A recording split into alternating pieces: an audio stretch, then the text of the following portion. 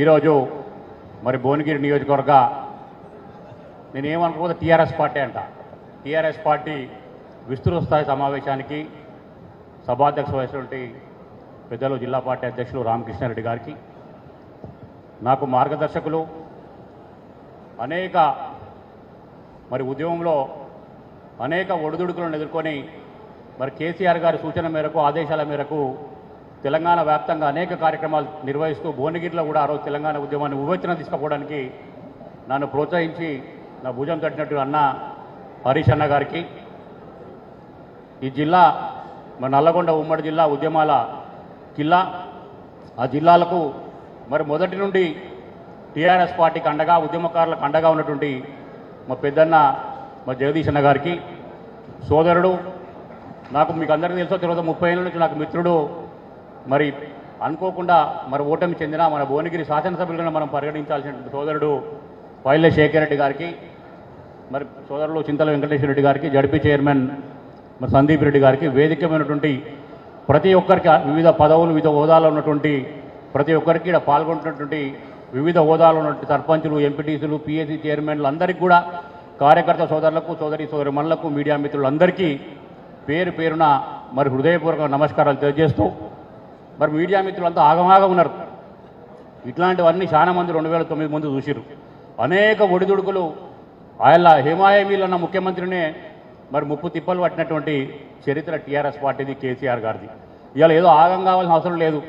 భూమికి జానడున్న వాళ్ళు చాలా మాట్లాడంగానే ఏదో అయిపోతుంది, ఏందో జరుగుతుంది అంటే చాలా కష్టం. బుల్లెట్ లాంటి హరీష్ అన్న ఒకవైపు, మరి కేటీఆర్ గారు అందరం కూడా ఉన్నాం. ఎన్నడూ కూడా ఎవరు అధైర్యం పడలే.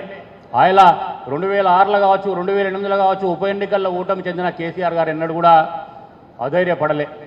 ఆయననే ఆధారపడింది. ఇలా బ్రహ్మాండమైన క్యాడర్ ఉంది తెలంగాణ వ్యాప్తంగా. భుజం కలిపి చిన్న లోటుపాట్లు ఎంతమైంది? 1.7% ఓట్లతోని ఇలా అధికారంలోకి వచ్చి రాగం అయిపోతే అయిపోతుందా? ఇలా అప్పుడే ఏదో అయిపోయిందా? ఇలా నిజంగా ఉఫ్ఫుమని ఊపితే ఇలా నిజంగా, అందుకే చాలాసార్లు అంటారు, హరీష్ అన్న అంటారు, మిగిలిన కూడా, తెలంగాణ రాష్ట్రం రాకపోతే కాంగ్రెస్ పార్టీ పరిస్థితి ఏంది, మేము ఇచ్చినాము అని ఊదర కొట్టుకుంటారు. 2014లో మీ పరిస్థితి ఏంది, 2018లో మీ పరిస్థితి ఏంది? ఆగం కాకు. ఆగం అయితే మీరే మళ్ళా లేవకుండా కింద పడతారు. దయచేసి నేను ఒకటే చెప్తున్నా, నేను ఇవాళ సరే కొన్ని ఇబ్బందుల వల్ల కొంత దూరమైనా నేను చెప్పిన ఆయన డే 9 రోజు కూడా 14 ఏళ్ల తర్వాత వనవాసం మొదలుపెట్టి నా ఇంటికి నేను వచ్చినా అని చెప్పిన అదే మాట కట్టుబడి ఉన్నా. అంతే చిత్తశుద్ధితో ఇవాళ మీరు ఒకటి అర్థం చేసుకోవాలి. దయచేసి మీరేమనుకున్నా, శేఖర్ ఏమనుకున్నా, నేను కుల్లా చెప్పదలుచుకున్నా. ఇంతసేపు ఏమని మాట్లాడదనుకున్నాను, మా వెంకన్నకి ఇట్లా మాట్లాడినాక కొన్ని విషయాలు చెప్పాలనిపించింది నాకు. ఎవరు ఆత్మపరిశీలన చేసుకోవద్దు, ఎవరికొవరు మదనపడద్దు. ఒక శేఖర్ రెడ్డి నిజంగా జిడ్డ బాలకృష్ణారెడ్డి నాకు ఏం మాట్లాడిండు, ఏం చెప్పిండు ఆలోచించుకుంటే ఇలా 50,000 మెజారిటీతో భువనగిరిలో గెలుస్తుంటే కాదా అని చెప్పి ఆత్మపరిశీలన వేసుకోండి. అంతకంటే ఇంటలేను. అట్లని చెప్పి శేఖర్ రెడ్డిని తప్పు పడతలేను. నిజంగా కూడా ఇవాళ కూడా ఏమంటారు, కేసీఆర్ గారి రాష్ట్రంలో ఎట్లా ఓడుకున్నామో శేఖర్ రెడ్డిని కూడా పాపం ఓడగొట్టుకున్నామని ప్రజలు అంటున్నారు. నేను పెళ్లిళ్ళకు పోయినా, సావులకు పోయినా చెప్తున్నారు, వాస్తవం అది. కానీ ఎందుకు, ఎక్కడ జరిగింది పొరపాటు? నేను ఒక రివ్యూ మీటింగ్ పెట్టించిన రాగాల రిసార్ట్లా, అందరు అభిప్రాయాలు చెప్పిండ్రు. నేను అనేక సార్లు చెప్పిన, ఇంటర్నల్గా పిలిచి మాట్లాడు, పోయే సర్పంచ్ పోనీ అని చెప్పిన, ఉన్న కార్యకర్తను గట్టిగా కాపాడుకుని ఉన్నా.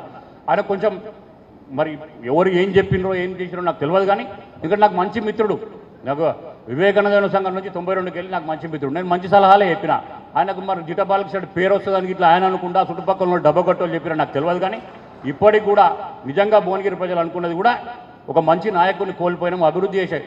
మా మీడియా మిత్రులు అంటారు, శేఖర్ రెడ్డి మంచోడు, మాకు ఇళ్ల స్థలాలు ఇచ్చినాడు ఫోన్ చేయడు. మా సోదరులంతా ఏం మాట్లాడినా, అరే ఒక్కసారి మాట్లాడరా శేఖర్ అంటే, ఏం మాట్లాడతామన్నా, ఏముంది వాళ్ళకి ఏం కావాలని అన్నీ చేసినాక అంటాడు. ఊర్లలో సీసీ రోడ్లు వేసినాక ఇంకా నేనేం మాట్లాడాలంటాడు. అంతే కదా, నేనంటే ఓపెన్గా చెప్తున్నా, ఏమని అనుకోని. మిగిలినది ఎక్కడ కూడా ఆయన మీద కూడా ఎవరికి చెడభిప్రాయం లేదు. కానీ మాట్లాడలేకపోవడమో, ఇగ్నోరెన్సో ఏదో జరిగింది అది. కాబట్టి గతంలో ఏం జరిగిందని పక్కన పెట్టి తప్పకుండా పార్టీని గెలిపించుకోవాల్సినటువంటి బాధ్యత మనందరి మీద ఉంది. రేపు పార్లమెంట్ ఎన్నికలతో పాటు స్థానిక సంస్థల ఎన్నికలు కూడా వస్తాయి. ఎవరు ఆధారపడద్దు. మొన్నేదో సందీప్ దగ్గర చిల్లర వేషాలు వేసిరు, దానికి ఏం చేయాల్సిన అవసరం లేదు. రేపు వెంకన్న అన్నట్టుగా ఎక్కడికక్కడ ఎండగడదాం. జిల్లా వ్యాప్తంగా మనకు జగదీష్ అన్న అండగా ఉన్నాడు. ఇవాళ జిల్లాలో ఒకటే ఎమ్మెల్యే ఉన్నాడు. తప్పకుండా వారి నాయకత్వంలో జిల్లాలో పార్టీ మరి పునరుత్తేజంగా ముందుకు తీసుకుపోదాం. వెంకరెడ్డి అవాకులు చివాకులు మారినా, వాళ్ళంతా శంచగాలు మాట్లాడినా మన ఓనికి భయపడాల్సిన అవసరం లేదు. కేసీఆర్కి అండగా ఉండి రేపు పార్లమెంటుతో పాటు మరి స్థానిక సంస్థల్లో కూడా మళ్ళొకసారి జెండా ఎగరేయాలి. ఇంతకుముందు సోదరుడు మిర్యాల సింగ్ చెప్పినట్టు మరి హరీష్ అన్న ద్వారా జగదీష్ అన్న ద్వారా సూచన మళ్ళొక్కసారి వీలైతే పార్లమెంట్ ఎన్నికలనే ఒక ప్రపోజల్ భువనగిరి ద్వారా టీఆర్ఎస్ పార్టీగానే పోతే బ్రహ్మాండమైన మెజారిటీ ఉంటుందేమో, మరి పెద్దయిన దృష్టి కూడా తీసుకుపోయి అదొకసారి పరిశీలించమని చెప్పి కోరుకుంటూ ఈ అవకాశం ఇచ్చే మీ అందరికీ కూడా ధన్యవాదాలు తెలియజేస్తూ మీడియా మిత్రులు కూడా విజ్ఞప్తి చేస్తున్నాం. ఇలాంటి లోటుపాట్లు లేవు, అందరం కలిసే ఉన్నాం, అందరం బ్రహ్మాండంగా పనిచేస్తాం. చిన్న చిన్న ఆవేదనలు ఉన్నా అవన్నీ సరిదిద్దుకుంటాం. మీరు దీన్ని మసిపూసి మారడికి అయ్యాల్సిన అవసరం లేదు. దయచేసి మీకు కూడా విజ్ఞప్తి చేస్తూ సెలవు తీసుకుంటున్నాను. జై తెలంగాణ.